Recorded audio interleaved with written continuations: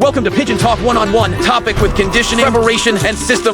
Pigeon Talk with Jaime Lim and Aaron Claudio. Pigeon Talk One-on-One, powered by Talomi Probiotics, Bear Sale, Wingmaster, Bona Mix, Royalties, Victory, Gasty Pro, Burlington, Mikusin, Haggis. Pauwi ako ng ibon, mahilig akong mag-live. Kasi nakakatuwa naman po talaga na, napapanood din tayo ng ibang tao. Na masaya, yung mga OFW minsan, nagre-request kailan ng live. Sabi ko sa, pag-uwi pa ng ibon. Yes, boss. Di nakakatuwa naman po talaga, lalo po, kunyari, tawid dagat na. Ayan. So, ayun nga, ano yung tagpulit? Ano yung nagiging sekreto mo, strategy mo? Pagka nagpapauwi ka na ng mga ano? Ayun lang, kasi talagang focus focus tayo. And then, actually walang sikreto eh. Yung sa breeding talaga doon po ginagalingan. Kaya isa to sa lagi ng papayo sa akin. Bigay mo lahat sa breeding.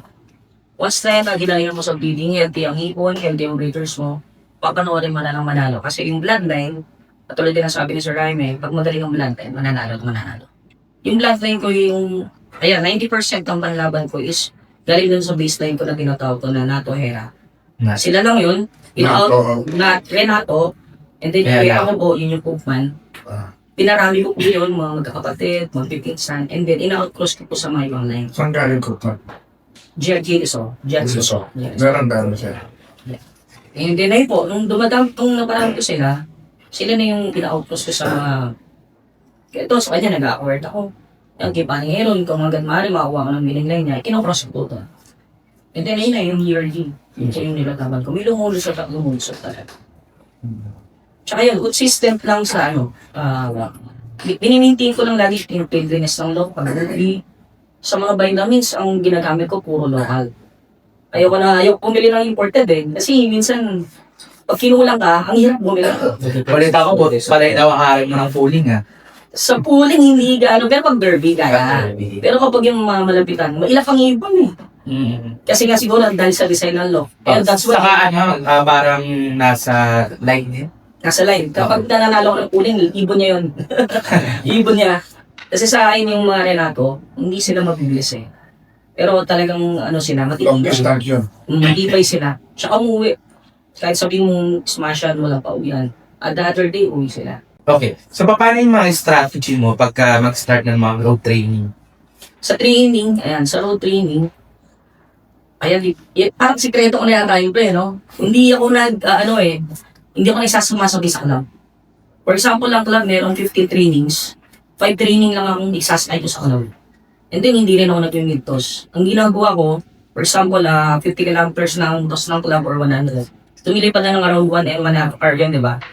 Ang gagawin ko sa ibon ko, karondahin ko ng 1 and 1 hour every day. Isang oras sa umaga, sa tanghali, kalahati, or minsan dodoblin ko. Depende sa hirap. Pag alam ko mag-i-smash din, kasi nag-forecast nga tayo, di ba? Hindi ako yan. Pinapahinga ko yung ikot. Then pag alam ko lang lalaban na sila, pinapahirapan ko rin sila. More on low fly lang. Force fly. Kasi hindi ko kaya mag-travel eh. Ayoko naman na iaasa sa iba ipapahagis. So ano mo monitor ko, kaya force fly talaga. Kung ilang oras yung ililipat ng ibon nila sa training, yun lang din yung oras ng force fly sila. Kung kaya na lumipad ng 2 hours, 2 hours ko rin papanood fly yun sa akin. So, nandun ka lang sa taas? Nasa taas. Bugaw ka lang ng bugaw? Hindi ba nagkakaroon ka ng problema? Baliba, bugaw ka ng bugaw. Nagdadapo na yung ibon mo sa iba't ibang lugar? Yung pagkakamali ng iba yan eh. Kala nila porky nag-force fly ako, force fly sila. Mangyayari dadapo sa iba-ibang hukong. Sa akin kasi, sila eh, may timing. For example nga, 50 kilometers pala. 30 minutes pa lang yung lumilipad. 30 minutes mo na i-force fly. Or kaya na nga ng ibon yun eh, kahit hindi mo na i-force fly. And then mag-100 na, doon ako nagpa-force fly kasi yung ibon yung dadapo na yan pag 30 minutes. So, para maging 1 hour yan, force fly. Kung hindi ko ipo-force fly, papahinga ko, lilipad na 30 minutes, papapasukin ko, after 15 minutes, nakapahinga, papakawalan ko ulit. Lilipad ulit yun for another 15 minutes or 30 minutes hanggang sa mapabuhok ng gusto kong oras. So pagpasok, pakawala ulit? Pakawala ulit. Pagpasok, pakawala ulit. Okay. Kasi ang ibon, di ba, hindi naman niya lumilipad na straight. from bitaw, di ba? Kung 200 kilometers, 100, nagpapahinga yan. Parang gano'n din ang ginawa ko sa kanila. Okay. Okay. So, pagdating naman ng derb race, nag-a-apply ka ba ng mga supplements or ano na? Sa derby, O, saan ka nag-start magbigay ng supplements? nag-start ako nung system ko kasi may system naman talaga tayo. Nababali lang naman yung system kapag nagkakaproblema ang ibon eh. Pero yung sa system, 2 weeks before derby, ina-apply ko na. Okay. Pero sa training, wala talaga. Water lang, feeds lang. Yung pag-discarte ko sa feeds, kinokontrol ko. Okay. Kapag alam kong may naibon, hindi ko pinapakain ng marami. Okay, and then pag nakita kong balas lang, balik kami sa dating routine. Then yung first play, hindi ko na ginagawa yung gunner. So, ang importante talaga, observation talaga. Observation. No? Kasi kung di mo kagad maobserbahan yung ibon mo at hindi mo kaya walang mangyayari din eh.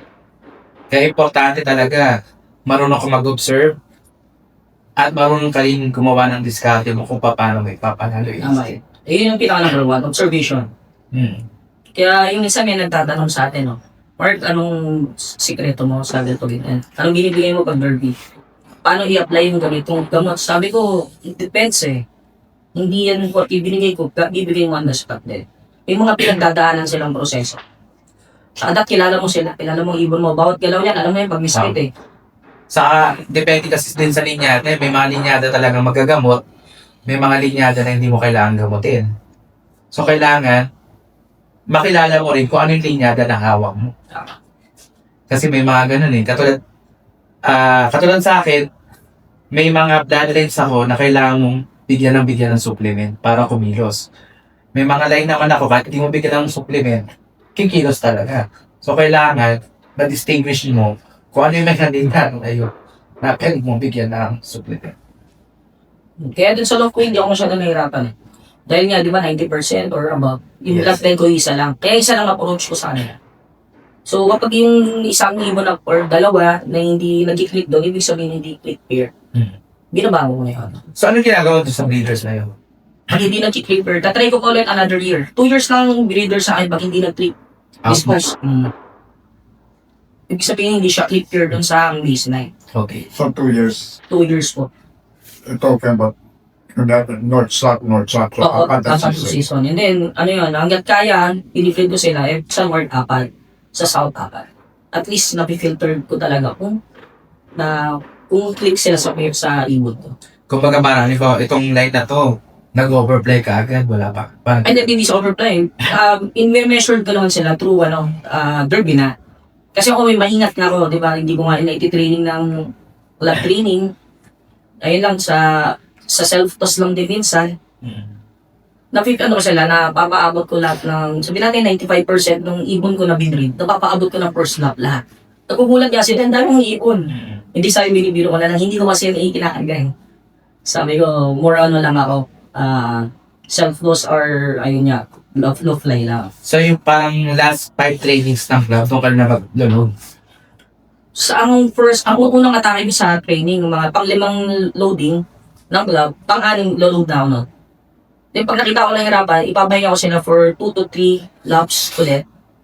Pag nakita ko malakas na, pag napaparot ako, nabalik ko yung lakas nila, magka-club training ulit ako nun. Then pahinga ulit ako ng mga 3-4 na lap, ka-club training ulit ako.